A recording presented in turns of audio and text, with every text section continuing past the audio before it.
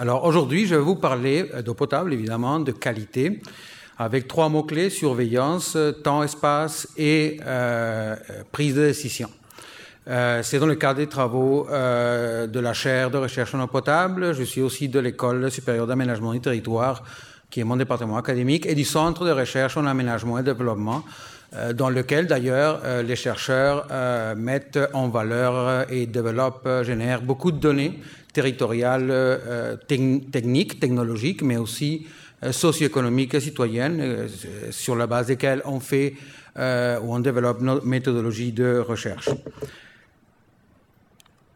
Je vais y aller.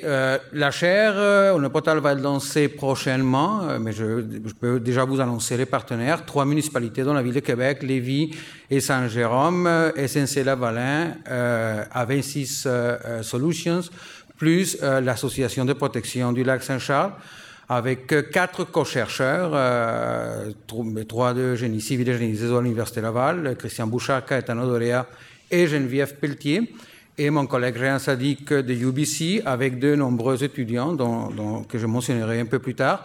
Les informations que je vais présenter aujourd'hui visent à vous sensibiliser sur la question de surveillance de la qualité de l'eau, et à la fin, j'espère que vous allez pouvoir voir pourquoi la surveillance en temps réel et le suivi en temps réel de la qualité de l'eau peut être utile pour l'amélioration de la gestion de la source au robinet. Pourquoi surveiller la qualité de l'eau? Les sources d'eau sont de plus en plus menacées par des menaces anthropiques, réglementations au Québec et ailleurs de plus en plus sévères sur la qualité microbiologique, mais aussi sur la qualité chimique et les obligations de traitement et d'opération dans les systèmes de traitement. Exigence accrue de la population, notamment la population exige une qualité d'eau, évidemment, avec un risque minimum à la santé publique, mais aussi qu'elle soit esthétiquement adéquate.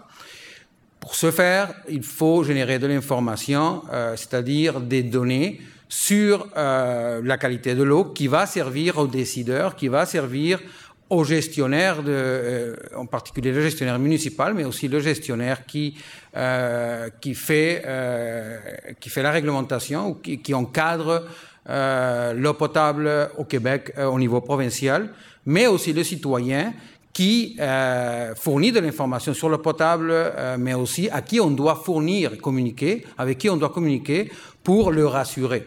Donc la chaire a 3 volets. Le volet surveillance, duquel je vais parler aujourd'hui, le volet protection des sources et adéquation avec l'aménagement du territoire, et un volet communication avec le citoyen et gestion des plaintes des consommateurs pour inclure dans la surveillance de l'eau potable. Donc aujourd'hui, je vais parler surtout de suivi. Surveillance dans le sens du suivi plus la prise de décision. Mais pour pouvoir prendre des décisions avec des données, il faut donc les générer, donc il faut établir des suivis de la qualité. C'est quoi un système d'approvisionnement en eau potable? C'est pas une usine, loin de là. C'est un bassin versant, un aquifère, s'il s'agit d'eau souterraine. Évidemment, une usine, parce qu'il faut produire l'eau, mais aussi un réseau municipal qui permet de distribuer l'eau jusqu'au dernier citoyen. Donc, l'objectif de la gestion de l'eau potable, la gestion de la qualité, c'est fournir à tous les citoyens une eau de qualité acceptable, mais pour ce faire, il faut aller jusqu'à l'amont, c'est-à-dire jusqu'à la montagne où naît la source. Il faut considérer tout le système intégré pour faire de la bonne surveillance.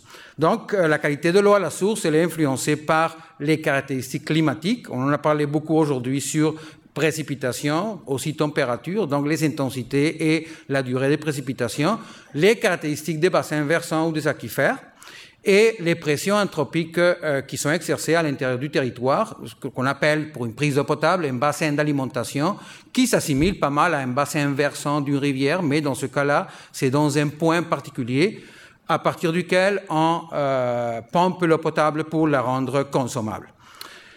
Cette eau potable, cette qualité a des caractéristiques particulières qui la rendent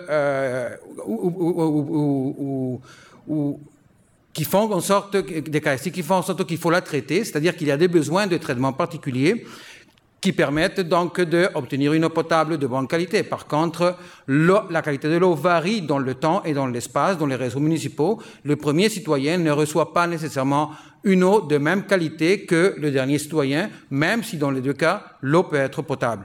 Le réseau de distribution exerce une pression également, en particulier par le temps de séjour de l'eau, c'est-à-dire les caractéristiques hydrauliques. La demande d'eau va influencer beaucoup le temps que l'eau parcourt dans le réseau. Ça peut être des heures et des fois ça peut être 2 jours, et certains jours, un certain nombre de jours. La demande d'eau influence le temps de séjour, les caractéristiques physiques du réseau de distribution, en particulier les caractéristiques des conduites qui peuvent faire en sorte qu'il y ait des réactions entre certains composés de l'eau et ses conduites, mais également la gestion hydraulique que l'on fait dans le réseau de distribution et en particulier l'entretien. C'est-à-dire qu'à partir du premier point du bassin versant, tous ces caractéristiques-là vont influencer la qualité de l'eau et vont faire en sorte que les citoyens vont être exposés à une eau qui est plus ou moins contaminée, si on pourrait le dire comme ça. La surveillance de la qualité de la source au robinet nécessite une donnée. Mais des données sur quoi? Sur des paramètres, des indicateurs que l'on doit déterminer à l'avance. Ces indicateurs doivent être pertinents, ils doivent vouloir dire quelque chose vis-à-vis la gestion, vis-à-vis la santé publique et vis-à-vis la qualité esthétique. On doit pouvoir les mesurer avec des technologies ou avec des méthodes. Il faut que ça soit économiquement viable de les mesurer, c'est-à-dire qu'on puisse le faire à des coûts raisonnables, mais aussi il faut qu'on puisse les interpréter une fois on les a générés, qu'on ait la capacité de prendre des décisions avec ces informations-là. Les indicateurs de la qualité de l'eau et les facteurs qui les affectent varient dans le temps et dans l'espace. Ça, c'est un point clé, c'est-à-dire que autant dans les bassins versants que dans les réseaux de distribution municipaux, il y a des grandes variations qui peuvent donc affecter la caractéristique de qualité que le citoyen va recevoir. Malheureusement, et la limite principale de la surveillance de la qualité de l'eau, c'est qu'il y a un délai de temps entre les événements et la prise de décision. C'est-à-dire qu'on n'a pas toujours la bonne donnée au bon moment.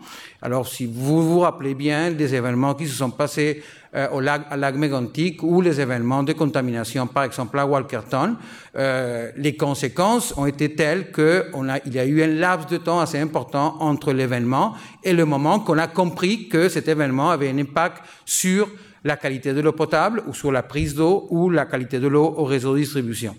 Ce temps, ces délais qui existent entre entre l'événement et la génération de l'information pour la prise de décision va faire en sorte que la gestion et la surveillance soient complexifiées.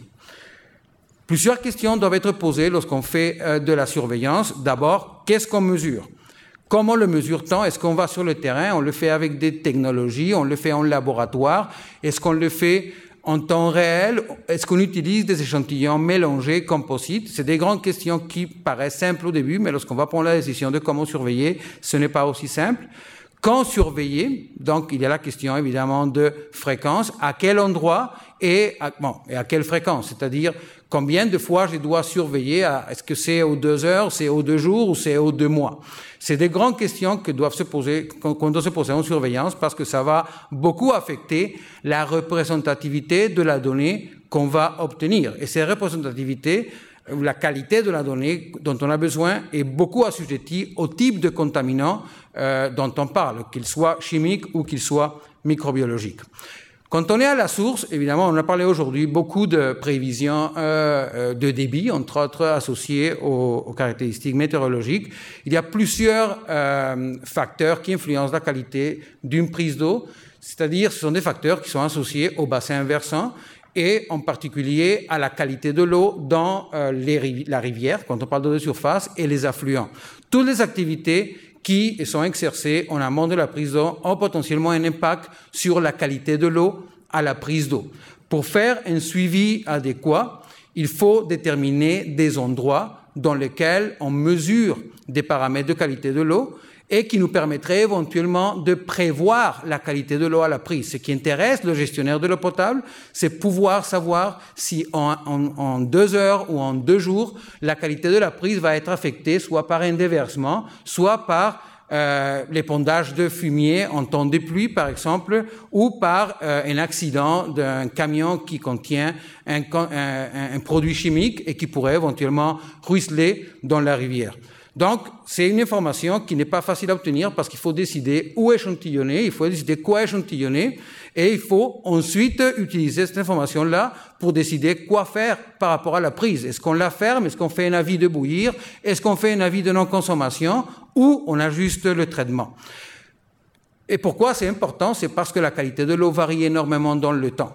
Alors ici, vous avez une image, et toutes les images viennent de nos travaux de recherche, surtout d'étudiants de maîtrise et de doctorat, des deux indicateurs de la qualité de l'eau qui sont des indicateurs de la matière organique, très importants pour le traiteur d'eau, c'est-à-dire pour celui qui va ajuster le traitement à l'usine, le carbone organique et l'absorbance UV, qui varient beaucoup saisonnièrement. C'est-à-dire qu'une valeur saisonnière pourrait éventuellement être représentative selon ce qu'on voit dans cette figure-là. Par contre, lorsqu'on va à des mesures beaucoup plus fréquentes qui s'assimilent quand même à des mesures en temps réel de ces paramètres-là, on voit clairement qu'en période de variabilité des précipitations, par exemple, il va y avoir des pics de ces contaminants, et si je choisis prendre seulement 2 échantillons pendant cette période-là, probablement je vais rater les pics qui m'intéressent pour ajuster le traitement et pour éviter qu'il y ait une contamination en aval du système de traitement. On peut parler de manière analogique du système de distribution urbain qu'on appelle réseau d'aqueduc. Plus la municipalité est grande, a plus de population, plus les réseaux sont grands et plus l'eau va parcourir du temps dans le réseau de distribution. La qualité de l'eau traitée, c'est celle qui est réglementée, elle est normée, mais malheureusement, pour le gestionnaire, il y a encore du travail à faire parce que cette qualité varie dans l'espace et dans le temps. Temps de parcours de l'eau, caractéristiques de conduite, gestion hydraulique. Mais la manière de suivre ces contaminants-là ou ces composés-là dépend aussi du type de contaminant. S'il s'agit d'un indicateur microbiologique, s'il s'agit d'un indicateur chimique, mais ça dépend de la nature des contaminants. Il y a des contaminants qui réagissent, il y a d'autres qui ne réagissent pas, il y a certains qui se transforment. Donc, il faut faire la surveillance, fréquence, type d'analyse, endroit, selon aussi la manière dont ces contaminants vont évoluer dans le temps et dans l'espace. La grande information, la plus importante à mon avis, est une information hydraulique avant de commencer à faire des suivis de la qualité de l'eau, c'est connaître le réseau de distribution, savoir quels sont les temps de parcours de l'eau, c'est-à-dire savoir à un endroit donné quel est l'âge de l'eau, si elle est plus ou moins vieille, combien d'heures ça a pris entre le moment où il a quitté la prise d'eau ou l'usine et le moment où il est arrivé chez les citoyens. Ça peut varier minutes, heures, jours, même semaines. Semaines, lorsqu'il y a des réservoirs, dans les grandes villes, généralement, il y a des réservoirs qui font en sorte que le temps de séjour de l'eau est important. Plus le temps de séjour de l'eau est important, plus il y a de probabilités qu'il y ait des réactions entre les indicateurs avec d'autres indicateurs de la qualité de l'eau, mais aussi avec les conduites du réseau. Donc, plus on est loin dans le réseau, les points rouges, qui ont des temps de séjour très importants, plus on va avoir une probabilité que l'eau se détériore. Se détériore par rapport à la qualité initiale, mais pas nécessairement que l'eau soit non potable. Éventuellement, oui. Une image très récente des travaux de recherche qu'on a fait à la ville de Saint-Jérôme. Le principal indicateur sentinelle de la qualité de l'eau potable traitée, c'est le chlore résiduel. Vous avez déjà goûté une eau qui a un petit goût du chlore, c'est normal. Et plus vous êtes proche de l'usine, à gauche, plus vous allez sentir ce goût au chlore, mais probablement vous allez être davantage en sécurité parce que ce sentinelle est un indicateur de la qualité microbiologique et du risque de recroissance microbienne.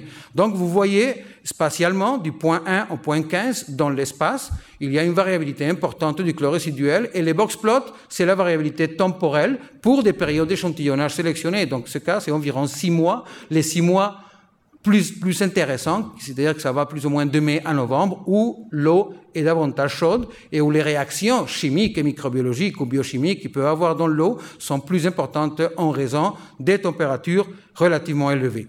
Un sentinelle est réellement important parce que vous voyez ici, dans un suivi du chlore résiduel plus temporel, on voit que des réductions du chlore résiduel dans le réseau peuvent être associées à des apparitions de bactéries, pas nécessairement de bactéries pathogènes, mais à une contamination, à un potentiel de contamination microbiologique. Donc le chlore résiduel, en plus d'être un résultat de l'efficacité de la désinfection, qui est probablement le traitement le plus important qu'on fait, il est aussi un sentinelle de la recroissance microbienne. Donc un paramètre très facile à suivre qui nous permet d'évaluer les risques potentiels de contamination microbienne dans le réseau. Et ce type de figure, on peut l'obtenir même dans des réseaux où il n'y a pas de contamination par des pathogènes, par exemple de E. coli ou des coliformes fécaux. Mais aussi pour la qualité chimique, il peut avoir des grandes variabilités. Ça, c'est une graphique typique des trialométhanes. Les trialométhanes, c'est un sous-produit de la désinfection qui est réglementé en Amérique du Nord depuis une quinzaine d'années, au Québec depuis 2001, et dont les normes ont été resserrées récemment. Le ministère de l'Environnement, dans sa réglementation, demande aux municipalités de faire 4 analyses par année et faire la moyenne annuelle pour ne pas dépasser un seuil. Par contre, lorsqu'on voit, surtout au Québec, où il y a au Québec et dans les pays tempérés, où il y a des variations saisonnières importantes de la température et de la qualité de l'eau à cause des printemps, des dégels, des automnes avec des eaux très colorées et des étés avec des pluies, on a des patrons comme celui que vous voyez dans l'image, où la variabilité est très importante. Cette image vient d'ailleurs de recherches qu'on a fait dans la grande région de Québec sur environ 7 réseaux de distribution de la région de Québec. Donc, on voit qu'une moyenne annuelle n'est pas du tout représentative de la variabilité de la qualité chimique et il faudrait peut-être axer sur d'autres types de suivi pour évaluer davantage le risque qu'il peut avoir à certains moments de l'année ou à certains endroits d'un réseau de distribution. Quels sont les outils, quelles sont les manières pour améliorer la qualité de l'eau, la surveillance de la qualité de l'eau de la source au robinet, mais qui puissent tenir en compte ces phénomènes de variabilité espace-temps. Première question, et comment faire pour utiliser ces données afin de prendre des décisions un peu plus éclairées? Je vais vous sensibiliser maintenant sur la question temporelle. Quelque chose arrive dans le bassin versant, il va avoir un impact, par exemple une contamination agricole, un accident, il va avoir un impact sur la prise d'eau, il va avoir ensuite un impact sur la capacité de l'usine à traiter l'eau, et ensuite un impact sur son efficacité et peut-être un événement de contamination dans le réseau de distribution. On va commencer à réagir, mais rappelez-vous qu'entre le temps T0 et le temps T4, peut-être, on parle de heures, de jours et même des fois des semaines. On réagit, on voit, oui, il y a un problème au réseau, on doit faire des suivis accrus. Peut-être on va aller regarder si le problème est à l'usine. Ensuite, on va aller regarder si peut-être le problème est à la prise d'eau. Et si le problème est à la prise d'eau, probablement il est associé à un déversement accidentel ou à une contamination quelque part en amont de la prise d'eau dans le bassin versant. Entre le temps T0 et le temps T8, du temps a passé, on a perdu du temps, et peut-être, lorsqu'on a eu la donnée pour la prise de décision, ah oui, c'est un déversement en amont à cet endroit-là, peut-être le problème s'est aggravé. Ou peut-être le problème n'est plus là, et lorsqu'on va prendre la décision, on va la prendre sur une donnée qui est vétuste. Donc, c'est une réalité, ce qui montre que le suivi en temps réel serait un outil très intéressant et très pertinent pour la gestion de l'eau potable. C'est quelque chose qui ne se fait pas partout, c'est très nouveau dans le domaine de l'eau potable, c'est un domaine très conservateur parce que c'est un domaine réglementé.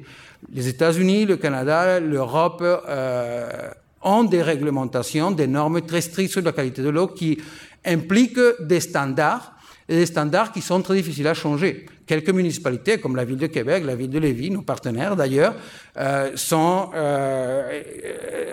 ils ont une vision, ils appliquent des choses pour améliorer la qualité de l'eau, mais c'est très difficile de changer la manière de faire lorsqu'on est régi par un système de réglementation où les gens font le minimum pour respecter la réglementation. Exemple de solution, évidemment, l'analyse rapide. Plus on analyse rapidement la qualité de l'eau, plus on va avoir l'information rapidement, et il y a des technologies qui nous permettent de faire ça. La modélisation, on a parlé ce matin de prévision, la modélisation temporelle, la modélisation spatiale et les systèmes intelligents qui nous permettent de rapporter cette information-là pour la traiter et aider à la décision. L'analyse en continu de la qualité de l'eau, ça se fait depuis quelque temps, mais ça se fait à petits pas. Donc, nous avons acquis des équipements pour tester et valider des stations de surveillance de la qualité de l'eau entre la source et le réseau de distribution, versus les méthodes traditionnelles d'échantillonnage, analyse en laboratoire, qui sont quand même des choses qui sont standards.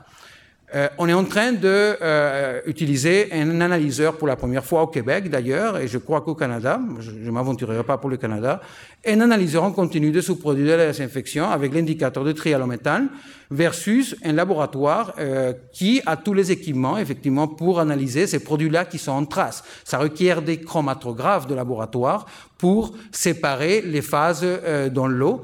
C'est lent, mais ça donne une donnée qui est très précise. Est-ce qu'un analyseur en continu peut le remplacer? On va le tester dans les prochains mois. Pour le chlore résiduel, on le fait couramment. Le défi, c'est interpréter la donnée. Pour les trialométhanes, c'est très nouveau. Ça nous permet d'avoir des données en continu qu'ensuite il faut interpréter. Dans ce cas-là, c'est des analyseurs qu'on a installés dans le réseau de Charny à Lévis qui nous permettent de faire un suivi de la qualité de l'eau, et la validation se fait avec des analyses qui sont faites en laboratoire, on les compare et on regarde si en toute situation cette comparabilité se tient. Ça, c'est pour les THM. Mais il y a aussi les modèles prévisionnels. Exemple de coliformes fécaux et totaux. On a fait des modèles à la prise d'eau avec des données historiques, des paramètres facilement mesurables et d'ailleurs des données météorologiques, parce que vous savez que la qualité de l'eau à la source va être très influencée par les précipitations, par l'intensité, la durée des précipitations. Avec des séries temporelles, il est possible, lorsqu'on a les bonnes données et les bons délais entre un événement de l'indicateur et la présence des coliformes, on est capable de modéliser les coliformes fécaux à la prise d'eau avec certaines erreurs qui peuvent être plus importantes selon la température et selon les événements de précipitation. Et on a fait des modèles saisonniers parce que le comportement des coliformes est évidemment différent selon les saisons. Nous avons fait la même chose pour le réseau de distribution, pour le chlore résiduel, le fameux Sentinelle dont j'avais parlé avant. Comment faire en sorte pour savoir, lorsque j'injecte une dose de chlore dans un booster ou à l'usine, combien je vais avoir 5 heures après à un endroit X du réseau de distribution, parce que je peux le mesurer, mais si je le mesure, c'est une action ou c'est une conséquence d'une action qui a été faite 5 heures avant. Mais comment je fais pour le savoir à l'avance? Je fais des modèles prévisionnels en utilisant des données historiques, effectivement des données qui soient quand même représentatifs, et je suis capable, avec des modèles de toutes sortes, basés surtout sur des séries temporelles, dans ce cas-là, ce sont des réseaux de neurones, il est possible donc de modéliser le chlore résiduel assez bien et de pouvoir faire des boucles pour dire, bon, je devrais augmenter le chlore parce qu'il est probable, ou il est plus ou moins probable, ou dépendamment de la qualité du modèle, qu'en 5 heures ou 10 heures, j'ai une concentration plus faible que mon objectif de qualité de l'eau en l'extrémité du réseau. La modélisation temporelle ou la représentation par des modèles temporels est aussi importante. Intéressante pour les gestionnaires, pour les décideurs. C'est le cas du chlore résiduel. On voit à différents moments de la journée, dans ce cas-ci, comment le chlore résiduel peut varier dans le réseau. Les points rouges, c'est les points les plus vulnérables, c'est-à-dire les points où je prédis que le chlore résiduel sera le plus faible, c'est-à-dire le point ou le secteur où il y a un peu plus de probabilité de recontamination microbienne, même si en réalité il n'y aura pas, mais c'est là où je devrais faire plus attention, où je devrais surveiller davantage, avoir plus de points d'échantillonnage, mais aussi peut-être avoir une fréquence de suivi plus importante. Par exemple, c'est là où je devrais installer un analyseur en continu de chlore résiduel. Pour terminer, un modèle multicritère, c'est une application que nous avons développée avec la ville de Québec, où on a mis ensemble tous les critères qui sont utilisés par les gestionnaires pour faire un programme de surveillance. Où localiser et à quel endroit et à quel moment surveiller. On a utilisé des critères techniques, les données historiques de la qualité de l'eau, les temps de séjour, des modèles que nous avions faits. On a combiné ça avec des méthodes de fusion de données, avec les critères socio-économiques, notamment la vulnérabilité de la population. Je dois protéger davantage les populations vulnérables, où il y a des hôpitaux, où il y a des garderies, par exemple, mais aussi la donnée citoyenne, c'est-à-dire la base de données des plaintes, parce que ça ne veut pas dire que toutes les plaintes sont fondées, mais les plaintes veulent probablement veulent dire quelque chose. Et si on s'oriente davantage sur les endroits où il y a eu plus de plaintes, peut-être on est en train de surveiller les endroits où les gens trouvent que la qualité de l'eau n'est pas à leur goût. Et ça nous permet d'avoir une carte comme celle-là qui est spatio-temporelle, qui varie aussi dans le temps, des points où il faut améliorer la surveillance, c'est-à-dire installer des appareils ou aller échantillonner manuellement s'il n'y a pas la technologie. Voilà.